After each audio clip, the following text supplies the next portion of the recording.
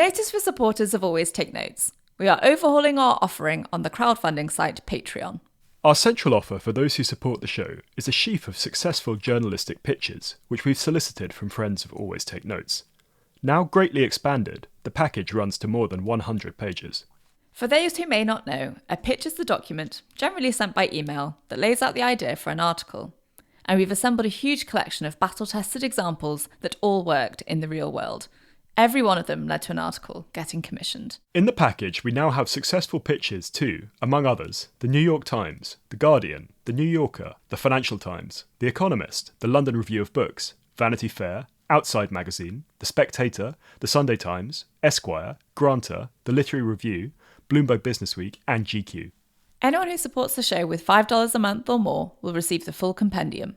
For those who contribute $10 per month, we'll also add a signed copy of our new podcast book, which is filled with more real-world advice from past guests on Always Take Notes. Those who pay $15 a month can join a monthly call with Simon and myself to discuss any aspect of their writing lives.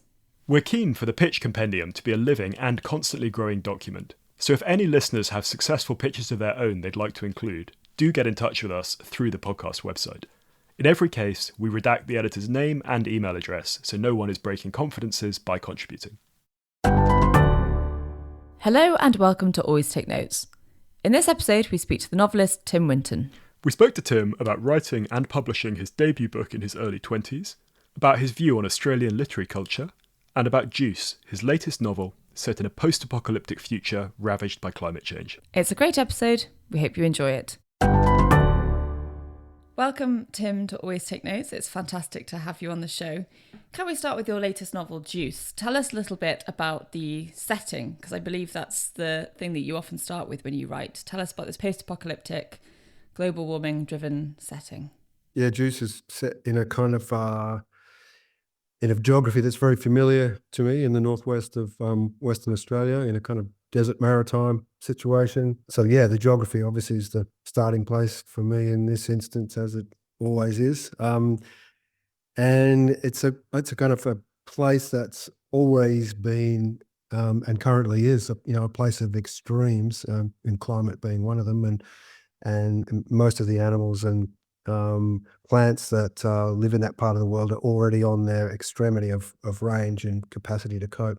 So it's generations and generations into the future, sort of after there have been a series of collapses, including, a kind of societal collapse, and people have slowly, tentatively rebuilt and tried to adapt to a land that they are kind of familiar with almost genetically, but which is incredibly different to the ones that their ancestors, or the place that their ancestors toiled in and thrived in.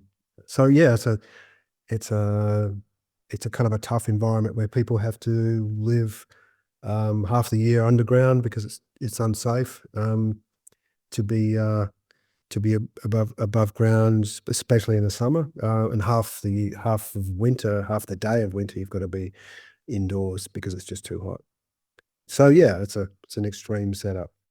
And we saw that you kept the project secret for years while you were working on it, but also that during that time you gave a kind of full-throated talk at the Perth Festival about fossil fuels sponsorship of literary events.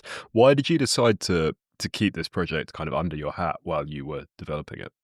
Well, partly because it's the most pressing subject of our time, but it's probably the most difficult subject of our time. So there's that, and just nothing very helpful about people speculating and gossiping about what you might be doing, particularly when it's that. And also when you live in a petro state, which, my home state of Western Australia is essentially a resource state. It's about oil and gas and iron ore. It's digging and drilling.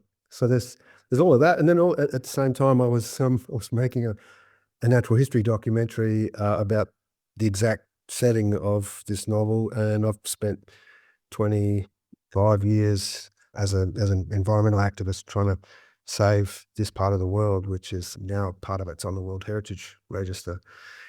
So I had to keep it secret for lots of reasons. And some of it was sort of psychological, because I was here, I was spending, and we shot for 415 days or something like that for this 3-part series, and I needed to quarantine it from parts of myself and certainly from our crew so that I could keep a clear picture in my mind. And do you think that this form, the kind of survival epic, is the only form that fiction can use to really grapple with the subject of climate change? No, I'm sure it's not the only form, but it was the only form that I could conceive of that would be direct enough and shocking enough. I didn't want it to write something oblique and artful, and slightly evasive and polite. Um, I just thought this is the wrong moment. I mean, the science is basically telling us we have less than a decade in which to make meaningful impact on climate chaos, and so I just thought another fancy literary novel about, does my bum look big in this apocalypse, probably wouldn't cut it. And do you think that there is a kind of possibility of a violent response to climate breakdown? We saw that elsewhere. You've often talked about Dietrich Bonhoeffer as a kind of hero of yours, the German theologian who tried to assassinate Hitler, and you've mentioned Andreas Malm, who wrote How to Blow Up a Pipeline. I mean, what do you think about the nexus between peaceful and violent resistance to something like this? Well, first of all, I feel obliged to say that I'm a pacifist. Mind you, it might seem problematic because Bonhoeffer was as well.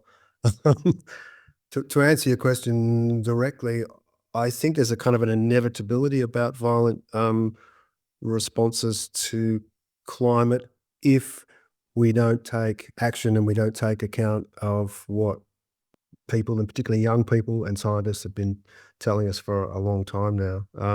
So I think if we don't act, people are going to lose patience, and when people are humiliated and when people are ignored and become desperate, then they do things that are impolite and that might seem extreme. So I am concerned about the prospect of our continued evasions and many inactions producing that kind of convulsion.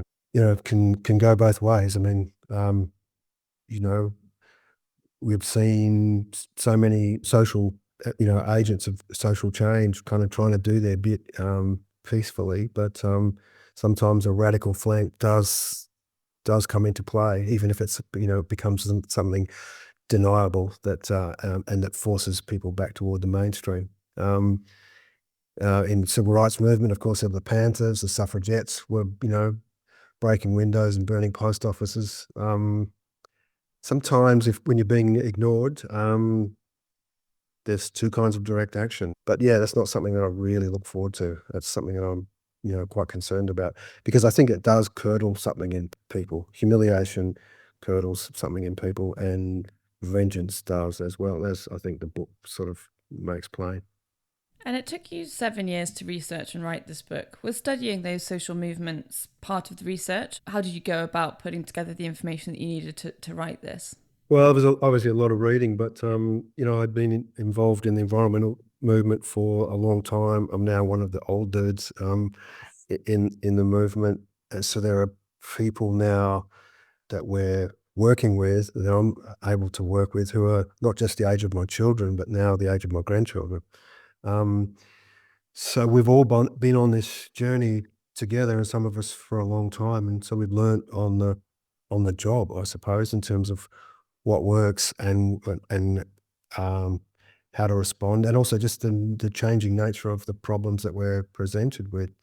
So yeah, some of it was just that kind of battle experience and living long enough, and some of it was just having to do deep dive on the science and some of the speculative stuff and modeling. So there's a scene in the book where the kid's mother tries to explain the state of the world to him, and she presents him with an orange, and she peels the middle um, of the orange so that there's a band around, the middle third, which is actually quite a bit more than the middle third. And essentially, that's potentially what our world will be like. at 3 or 5 degrees when we're already on a track for 3 degrees, sadly. And that'll mean that, the whole middle part of the world will be uninhabitable. I mean, in the northern part of Australia, this year, we had winter temperatures in the 40s. I know what 50 degrees feels like, and it's frightening. The idea that 55 might be a norm and higher than that, it's quite terrifying. So when you think about the equatorial regions that are already very humid and difficult, those places will be uninhabitable with 3 extra degrees of heating. I just don't know that a lot of people understand that, and just how powerful a force heat is in our world already. I mean, 500,000 people are already dying every year from heat-related illnesses. And Australia is very susceptible to that. We feel that, but we're just as good as anybody else at cognitive dissonance. You said elsewhere that your American publisher has declined to print the book. Is that still the case? And is that something that bothers you? Oh, it amuses me, and it confirms the things that I've felt. Yeah, it's not just my publisher. I mean, it's been passed around. I think 20 publishers in New York have passed on it. I can't quite tell if it's just, who knows? I'd hate to think it was just because they didn't have the bollocks to confront the issue and to publish it, or that they might offend some very powerful corporations and institutions in their own country, because a lot of the big ones, and of course the big name that hangs over the novel, is an American corporation. Yeah, I don't know. It is interesting, isn't it? um, It's interesting as well because it's had a lot of comparisons to The Road, which I know have annoyed you slightly, as well as Mad Max. But to publishers, that's quite helpful, right? Saying, this book is a bit like this other one, maybe you'll like it. So it doesn't seem to make that much sense on the face of things. Yeah, I'm not really sure. I think the nice thing about The Road is it's just discreetly that the cause of the apocalyptic setting is so safely mid-century.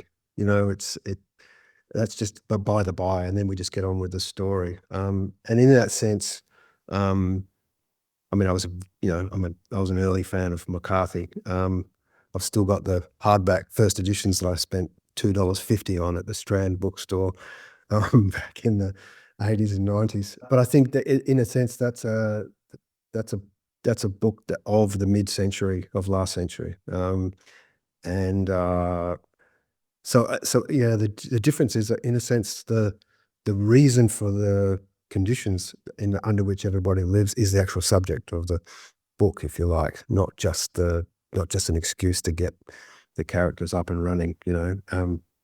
Man, child, shopping trolley. I mean, I really like the book, but it's a different beast. This is not just a question vis-a-vis climate change, but what do you think is the role of art in responding to situations in the wider world? And how do you avoid the kind of pitfall, if you're working on a narrative, of it being overly didactic, or the kind of message taking over the theme? We saw that Ian McEwan had to go at a climate change novel in 2010, and very different, a kind of satire, but that got a sort of mixed response. I mean, was that something that was in your mind as you were working on Juice? Yeah, I mean, one thing I wanted to do is avoid being too clever and too arch and too safe. And yeah, look, it's a live question. I mean, I've always talked about, well, I've called it useless beauty, as art doesn't need an excuse, and to exist. It doesn't require an instrumental value. It is a fundamental need of humanity. So I've spent my whole life as a child of the working class, people who are essentially manual workers, and in a sense manual thinkers, carving out a space for myself as a producer of useless beauty. But and I think it's wise to remind yourself that art doesn't change the world by some magic power, that it's not uh,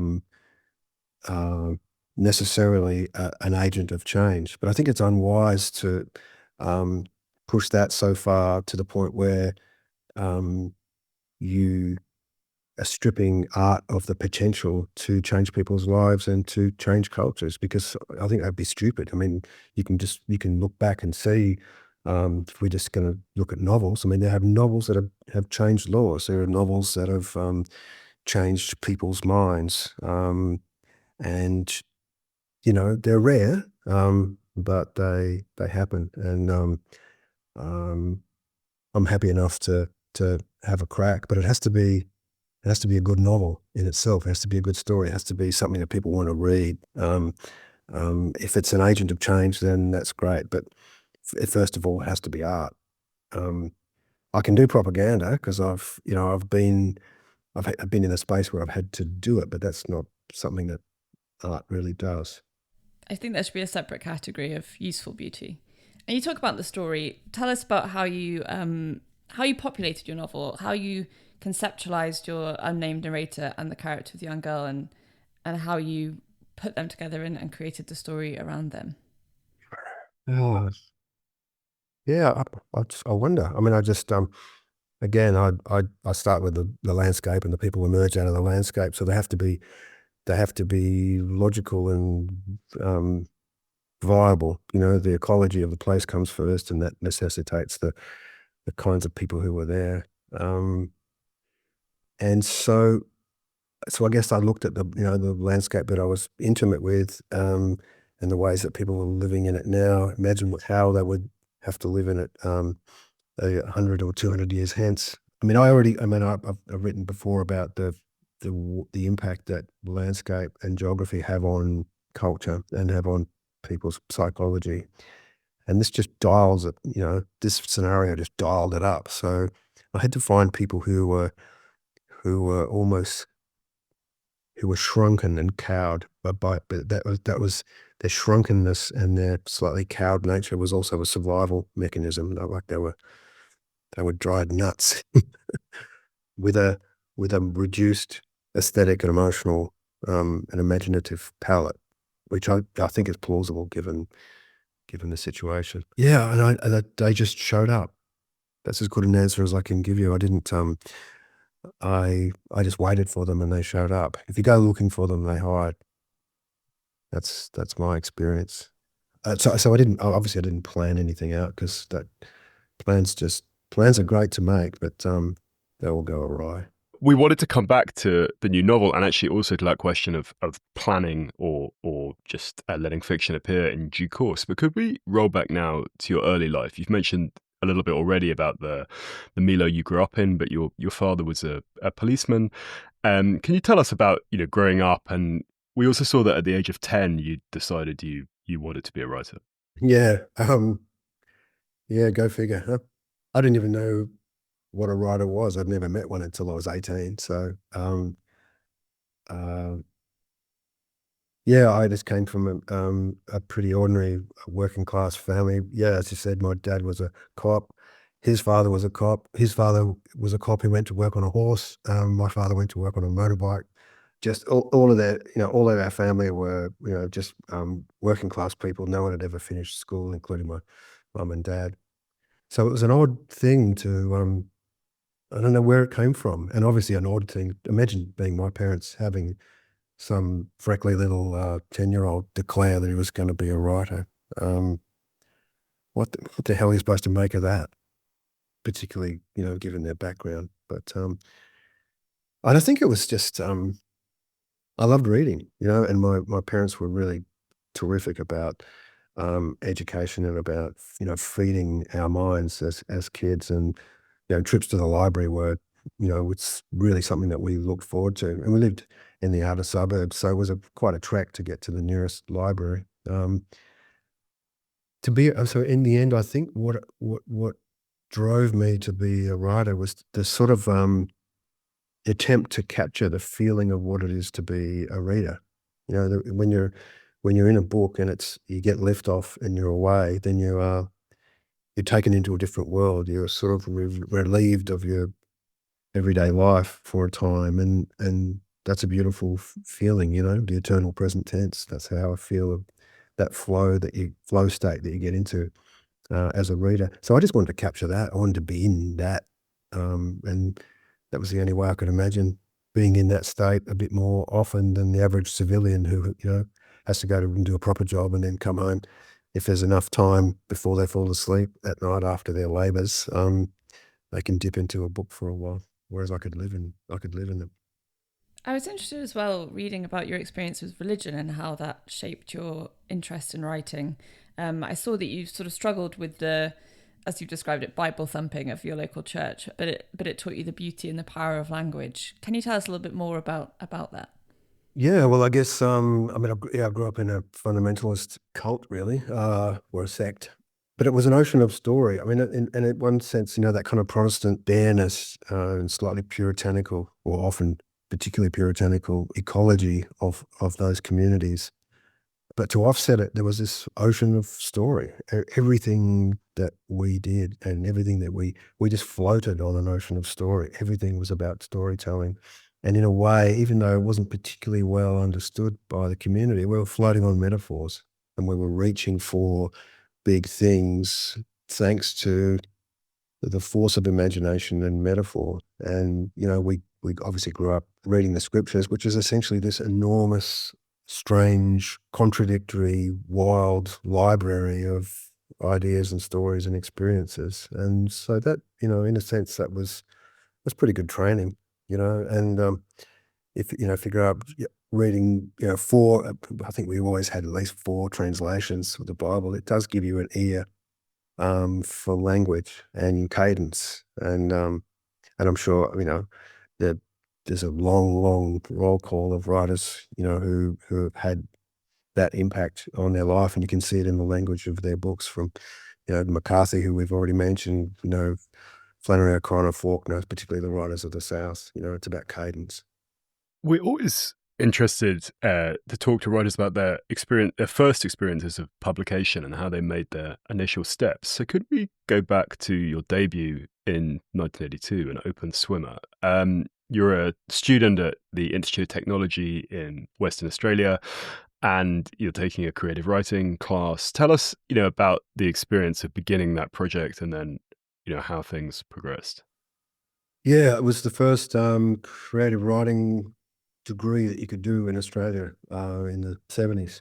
And uh, I wrote the best part of three books, I think, when I was an undergraduate. And I was just, excited to be able to do that. I mean, in a sense, when you're learning to ride a bike, you're not really worried about how stylishly you're riding for quite a while. You're just so thrilled to be able to stay up and not fall over. And I guess that was the feeling I had. And again, I was doing a lot of that stuff in secret as an undergraduate because I quickly sensed that there was a kind of slightly proprietorial element, and also a kind of a weird culty kind of element to the English department, which obviously other writers have written about very well, and I find amusing. But I realised that not everybody there was there out of the goodness of their heart, brimming with idealism. So I just had to keep. I kept things quiet. So when An Open Swimmer won this prize, and when I was 19, the Vogel Prize, which was a prize at that time for writers under the age of 30, I think. I think subsequently it was under the age of 35. It was it was a sort of surprise that was sprung. It was, it just literally came out of nowhere. I mean, and I got a phone call at my mum and dad's house in the days when you had to go to the phone in the hallway. And we had a little stool, a little chair that, a special phone table that you had, the rotary dial-up phone.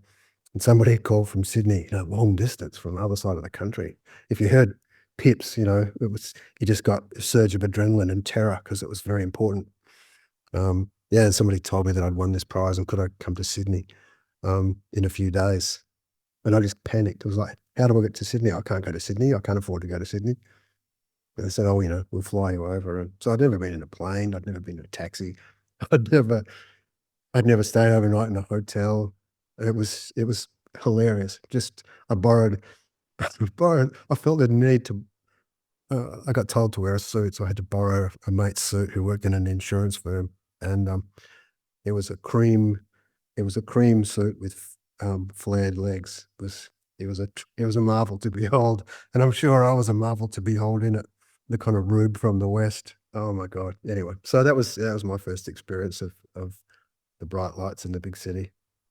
And I spent the rest of my, you know, 40 something year career doing exactly that, going to that world, doing what was required, and then pissing off back to my provincial bolt hole and being able to live as though that was another world, not the world of my life. And in a sense that there's probably something juvenile and backward about that, but it's sort of preserved me and my family for the next few decades. Have you left the flared suit behind? You've not continued to wear that to to events. A, I wish I still had it for sentimental reasons, and B, I wish I could still fit in it. With your debut novel, did you take it to an agent or did you submit it directly to publishers? No, I think I sent it straight to the prize. I didn't know there was an agent thing. I mean, I'd read about it. And I knew that Oba was um, Hemingway and Fitzgerald's agent, but I didn't. I mean, I thought that had happened in a different world, not in my world. So yeah, I just sent it straight there, and yeah, I saw a poster. I think I must have seen a poster at the university, and thought, oh yeah, I could do that. I got a novel. We saw that you then had written 14 books by the time you were 34, and that you had this kind of setup with like multiple desks you were moving behind and stuff. It'd be great to hear a bit about that, that kind of ferocious work rate you kept up, but also it's a rule of the show that we always ask about money and how it's interacted with people's writing lives. So how, you were supporting yourself at that time, and whether this kind of extreme rate of production was economically driven as well as kind of creatively driven. Yeah, look, that's a fair question. I I think I wrote a lot in my 20s, in particular, just just because I was thrilled to be able to, and so I was just out of excitement, really. But also, yeah, as you say, out of necessity, because I was determined not to sort of have a fallback. For me, it was like all or nothing.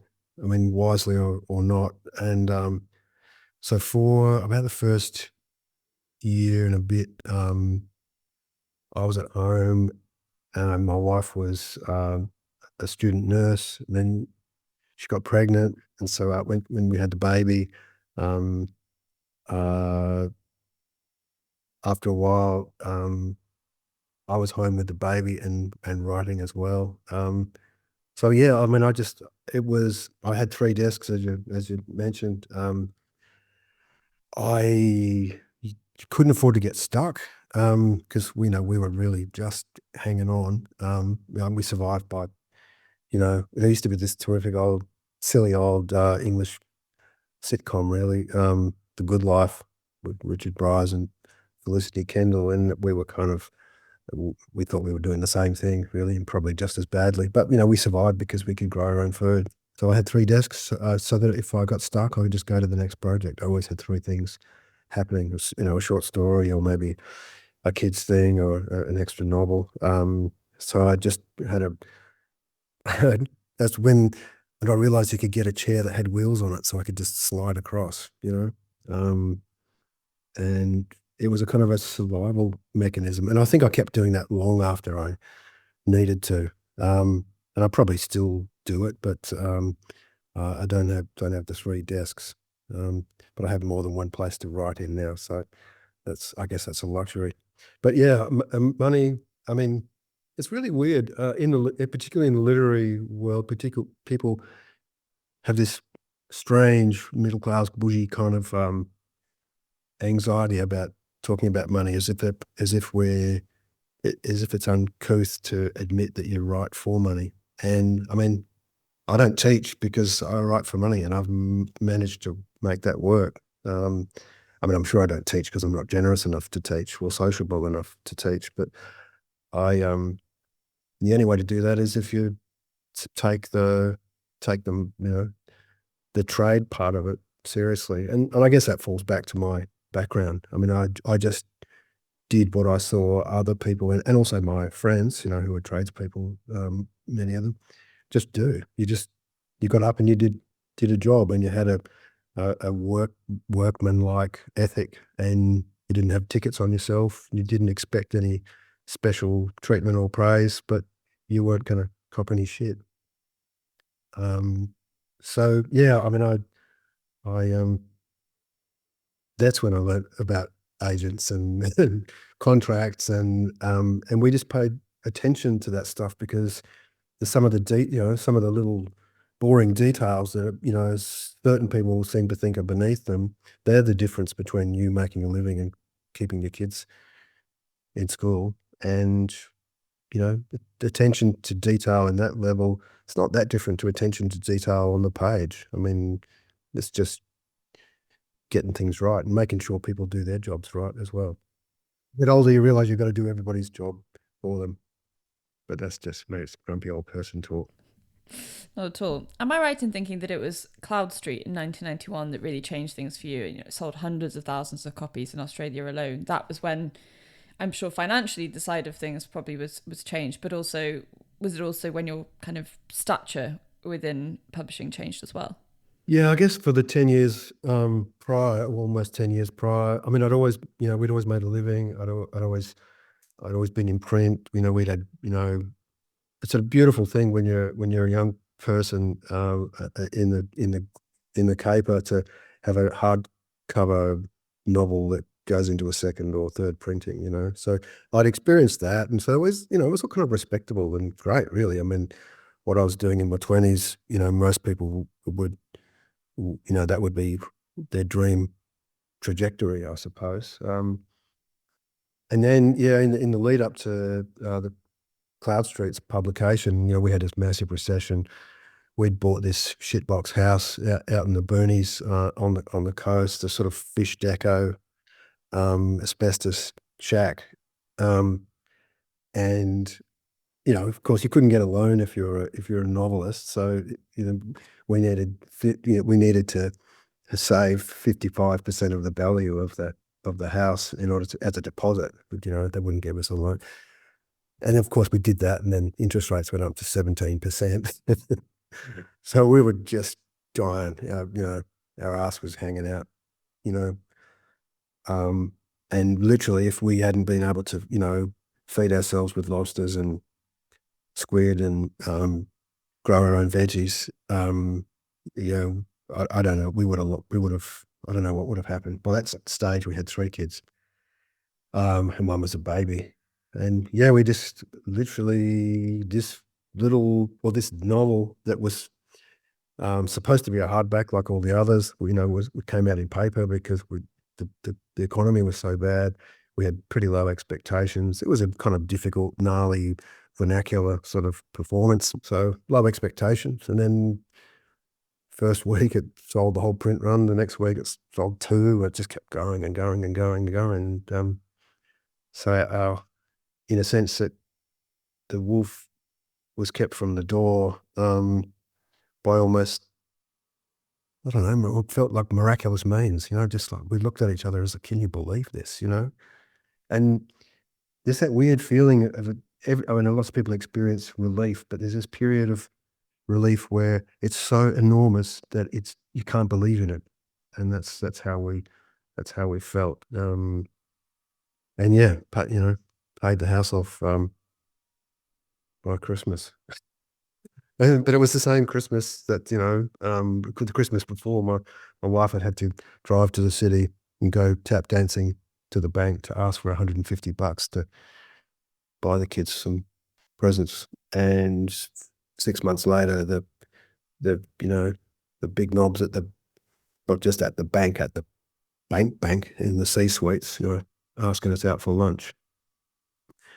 You can imagine our response.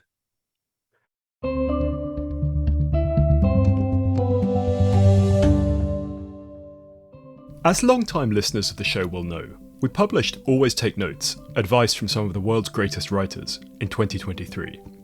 We're pleased to say that we have now put together a new and updated edition of the book, which now features contributions from more than 100 past guests on the podcast. The book, which is available now, is the distillation of the wit and wisdom we've heard over the past 7 years. It offers frank and entertaining guidance on writing in particular and living a creative life in general. It answers questions such as, where do the best ideas come from? How do you stay motivated? What does it take to become a published author? And how do you actually make money from your writing? Alongside all the great guests we quoted in the first edition, the update includes new material from Harlan Coben, Victoria Hislop, Lee Child, Megan Nolan, Jhumpa Lahiri, Philippa Gregory, Joe Nesbo, Paul Theroux, Hisham Matar, and Bethany Hughes. Published by Ithaca Press, the latest edition of Always Take Notes, advice from some of the world's greatest writers, is available from all good bookshops. We hope you enjoy reading it.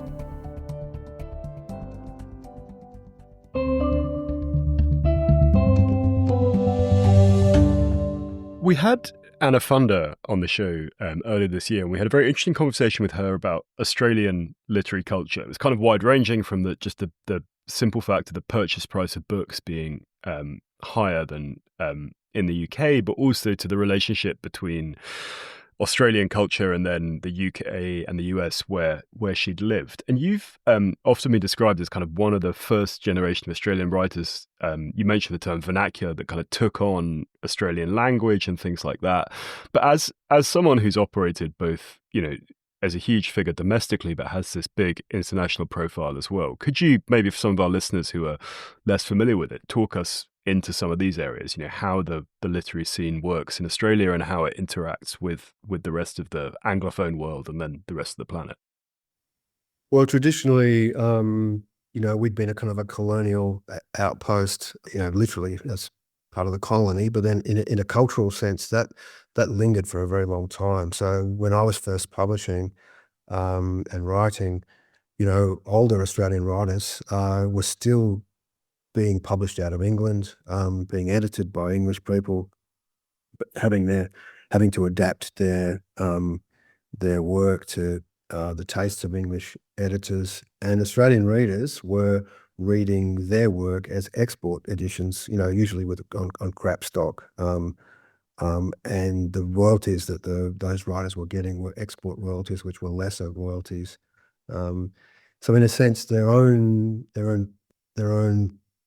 country folk were reading them as second-class readers, generating lower returns for those writers because of this whole colonial dispensation. So that was definitely something I wasn't gonna cop. So yeah, even Patrick White, David Malouf, people like that were still in that situation in the 80s and into the 90s.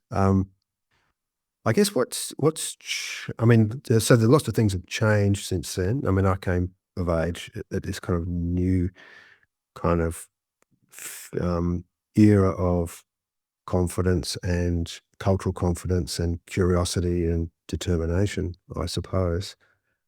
One of the things that's different about Australia and the UK and the States is that independent bookshops are still a thing. There's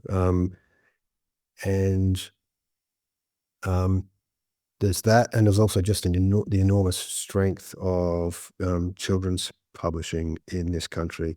So, you have to remember, we, even though I'm not a big fan of literary festivals, we kind of invented them and exported the idea elsewhere.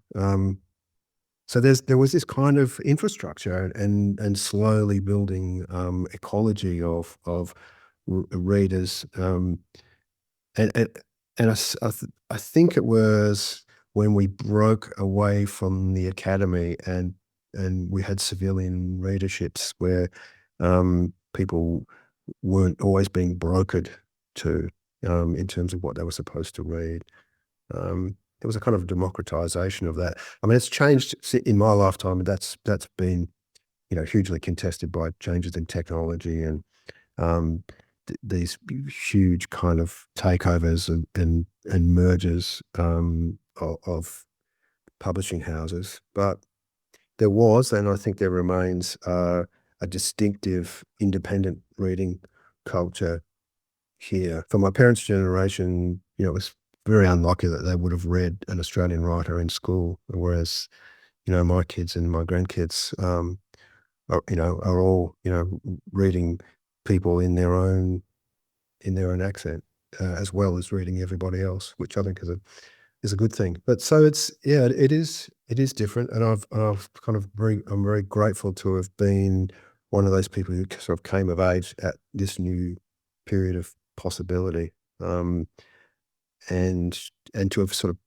helped carve a path. I mean, the generation that before me, everyone had to get on the boat or felt the need to get on the boat and go to London to be proper writers among proper people.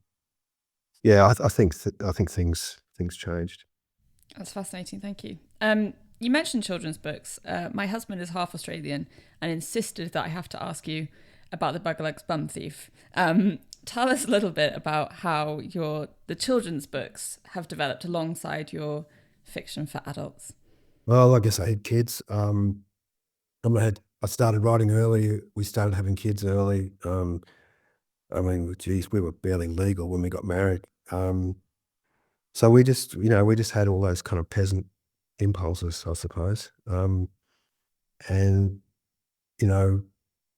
telling stories to your kids is, it's fun, but half the time it's just a desperate necessity. You got to come up with something. You've got to distract them. You've got to charm them, especially at bedtime. You've got to find ways of hypnotizing them into compliance. So telling silly stories, was a part of that. And certainly that's where the Buggerleg Bum Thief came from, is just, telling a stupid story to the kids about, what would happen if your ass disappeared, then you'd really miss it. It felt quite Kafkaesque in theme. Oh yeah, you're dressing it up with a kind of intellectual respectability it doesn't have and probably doesn't require. I mean, it was really just about a chance to talk about asses, and it was just the kids amused. I'm quite plausible for 1 to 5 year olds, in person. I know I don't cut it with anybody older, but they, that's where they laugh at my jokes. But yeah, it was kind of fun, and it was weird to be asked to give readings from it. And so wherever I go, there's always somebody, in a crowd of 1,000 or whatever. You can guarantee there's always somebody who's going to show up with a copy of the Buggerleg's Bum Thief to get it signed. And it's had various iterations. It's toured as theatre, as puppetry. That's just stupid fun. And again, we need stupid fun. Another question that we always put to novelists is about how they go about constructing their plots and their narratives. So the vocabulary that we've kind of settled on is whether you're a plotter or a plunger. So whether you're someone who organizes things in advance or just dives in. And you alluded to this a bit earlier with your discussion of character, but we also saw this analogy that you'd made between writing and surfing, about sitting in the water, waiting for it to come. Could you take us a bit into your process here and tell us, which of those two poles of plotting or plunging you tend to occupy? Yeah, no, I'm not a plotter. I've never thought of myself as a plunger, but that's I think though I probably set my tent in that camp. I generally instinctively need to know how a story ends. I almost never begin unless I know how it ends, but the ending is always in the beginning and the impetus. So I just want to find how to get there. And I also, anyone familiar with my work also knows that have infuriatingly open endings, but I just I have tried to work out, a book like like a thesis or a dissertation. but it becomes, I just found it a kind of arid experience, and I was always just breaking out from the plan, and I felt constrained, and it feels a bit bloodless. And also just, I'm sort of in the last 20 years in particular, I've become more and more conscious of the sort of thesis novel that, you can do with PhD in creative writing now. And, there's the thesis and there's the novel that essentially demonstrates the thesis. And wow, you can pick them a mile off. So that level of planning, meticulous planning, often shows, it shows its work, or it's working. So I just, I have a crack and see how. It's not a very efficient way to proceed. I'll grant you that. Um, you've got to find your way there. But it's also, it goes back to my initial impulse for being a writer. Finding your way there is the experience of the reader. And I like to be able to hew as closely as I can to that readerly experience as the writer, so that you're not you're not 3 chapters ahead of the punter, and then showing it. That probably doesn't make any sense, but yeah, I'm just prepared to. You waste a lot. You do leave a lot on the floor if you're just plunging on, because that didn't work. This doesn't work. You go back and try to make it revelatory, in the way that the reader is finding their way with you. It does make sense, and actually, the metaphor we've heard from others is, I think, from Dr. O, driving at night writing, where you can see a little bit ahead of you, but not too much further. What's your editing process like then? You kind of alluded to it not being a very efficient process to write, but how long does it take you to kind of comb over the material and refine it? Depends on. I mean, every story has its own problem, and so everything is a new problem. So there's not much to be gained from prior experience, sadly. Wish it was, because again, a bit of efficiency would be nice. Uh, I I'll go over and over and over and over it until until I physically, I'm so revolted by it that by the process, that I have to desist. That's so there's lots of drafts, there is kind of a pleasure in cutting, but then there's a kind of, you have to caution yourself against wanton cutting just out of self-hatred, because then it becomes self-destructive. You're just thinking, oh, that can go. Yeah, screw that can go. And then you're just in a mood, you're just doing damage to it and yourself. So it's just a lot of writing, sadly, is just about holding your nerve. Actually, that's not really true. Well, that's half true. Finding your nerve and then holding your nerve. So you have to sort of, people somehow expect that you have a level of native confidence, and certain people suggest that that's a kind of a gendered thing, and it could be, there could be some truth in that, but I don't know if everyone understands the degree to which people have to hypnotize themselves into having some level of confidence in order to proceed. And it's probably like, COD sports psychology, but you've actually got to tell yourself that you can do it. When you arrive in the morning at the desk, you're not really convinced that you can do anything, that you can't write a real sentence. And so you've just got to chivvy yourself along and charm or shame or hypnotize yourself into thinking that you can do it. And if if you get enough momentum and you find your nerve, then the trick is just to hold your nerve and to believe that that you can take risks. The risks are where the good stuff is, and even if that means that you're not necessarily working on the page in a way that people would conventionally describe as experimental. But everything is an experiment. Everything is doing something you haven't done before, and there's a lot of brink personship in the holding of the nerve. and you do read a lot of novels where you can see that people haven't held their nerve, where they've balked and they've gone for something more conventional. They've they've let the reader get in their head. How was that even possible? Sorry. Just returning to your conservation work briefly, we saw that you had a species of fish named after you, which seemed a nice kind of update on Nabokov's butterfly. But we also saw that you had mentioned elsewhere that, as a young person, you were a spear fisherman and a fisherman and things like that.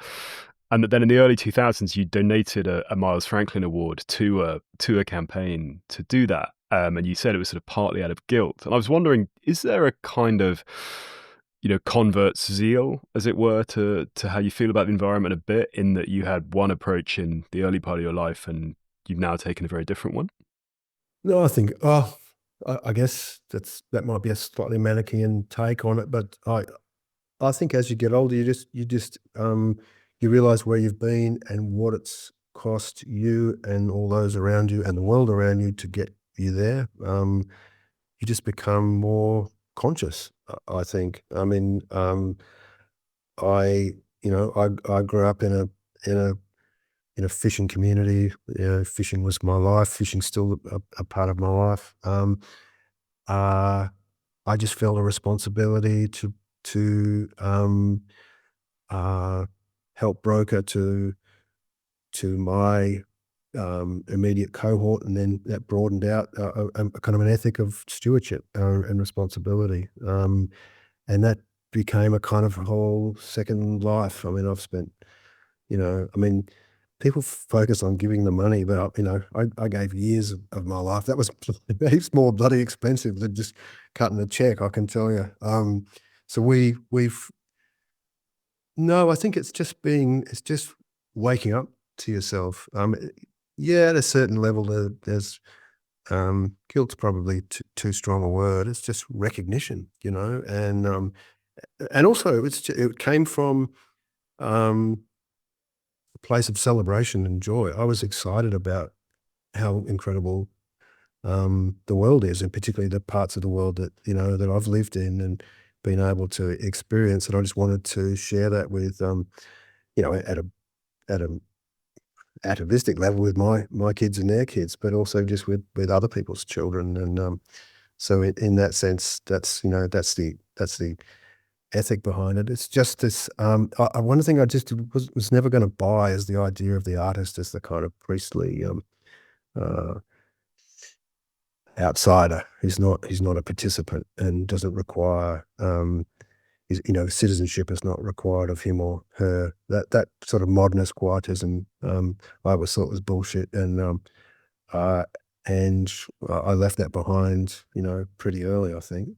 And so in that sense, Juice is just part of that progression. I mean, the problems before us are just bigger than the ones that I started out trying to address, with the comrades, in the early 2000s, or in the 90s, really. But yeah, this is the biggest story of our time, and it's hard to write about, and it's hard to get people's attention focused on. But well, we just have a crack.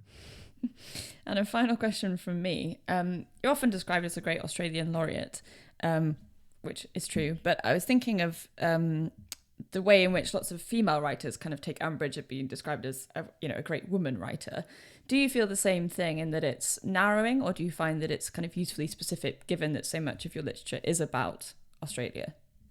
I don't care about any of that stuff. I mean, that's just that's noise on the outside. I mean, you can't buy into commentary. I mean, that'd be like being thrilled by the great reviews, which would mean that you're devastated by the terrible reviews, and people's, the names that people bandy about to just somehow describe you. I mean, it's all bollocks. I mean, honestly, you can't take that stuff seriously. But I am a writer. It's nobody.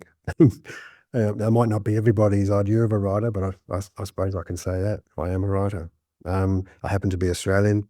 That doesn't bother me. I've been published in all kinds of languages and places, and I don't know if that makes me anything special either. I'm just glad to be able to still do it after whatever it is now, 42 or 3 or something years. Yeah, I mean, the labels are, the labels are for others. Well, look, Tim, thank you for a fascinating and wide-ranging conversation, and wishing you all the very best with Juice and with all your other projects and ventures going forward. Thanks, mate. Thanks for the chat. It was very strange. All these chats are strange.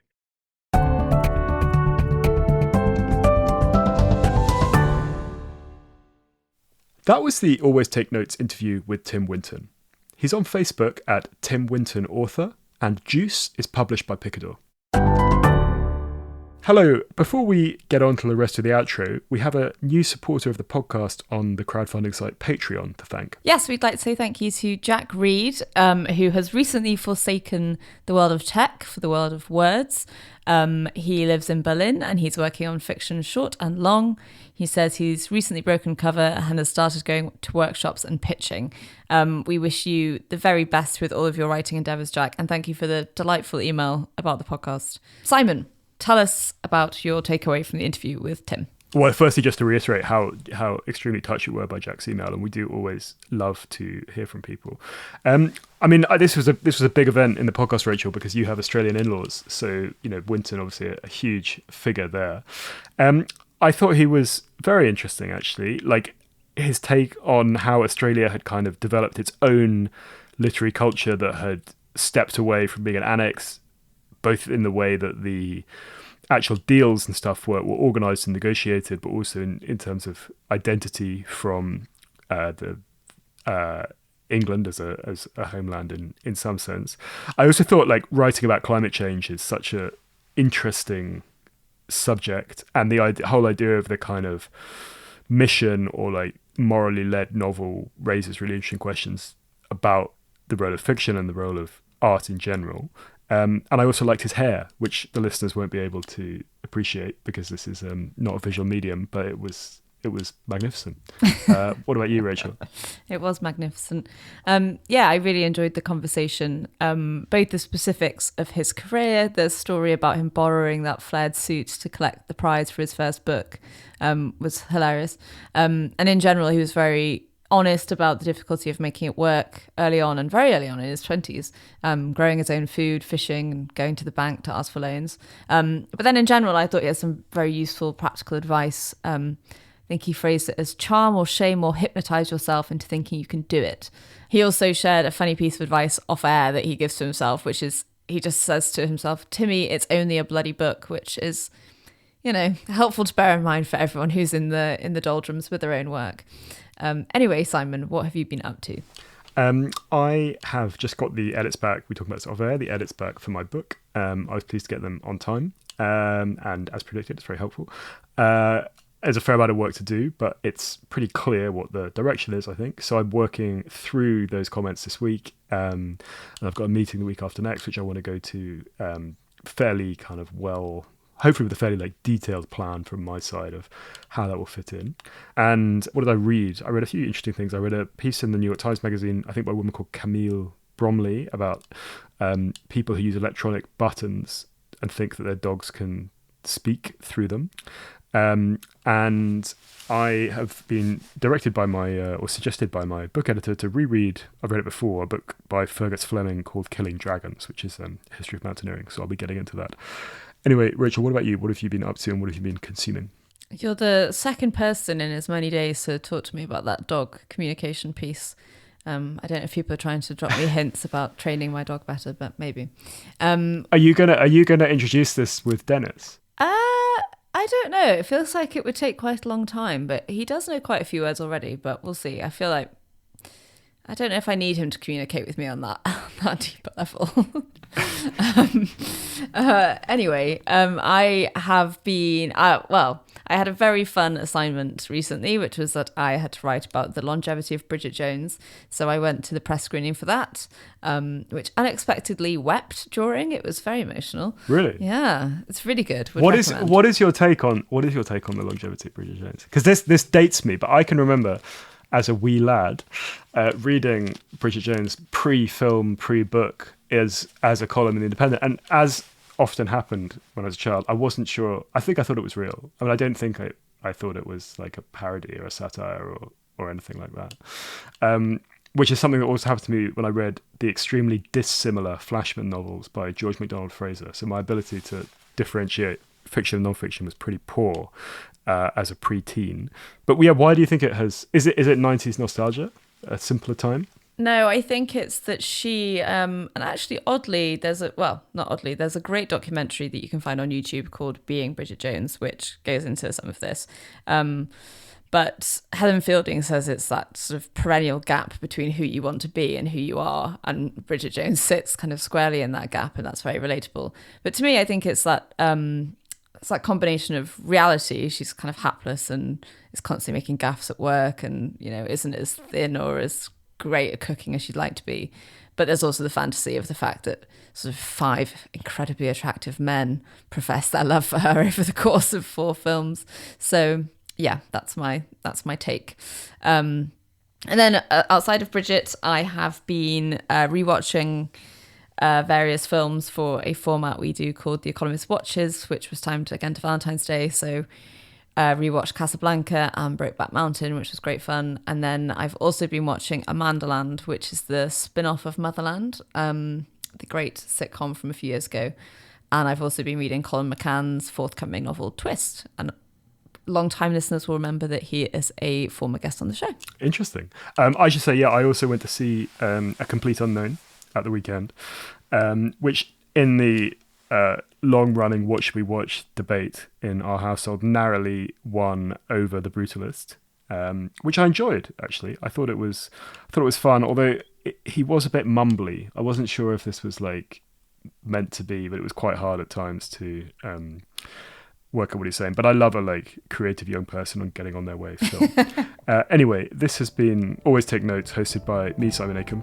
And me, Rachel Lloyd. Our producer and social media editor is Artemis Irvin. Our score is by Jessica Danheiser, and our graphic design is by James Edgar. If you'd like to follow us on social media, we're on Instagram at Always Take Notes. We're on Twitter at Take Notes Always.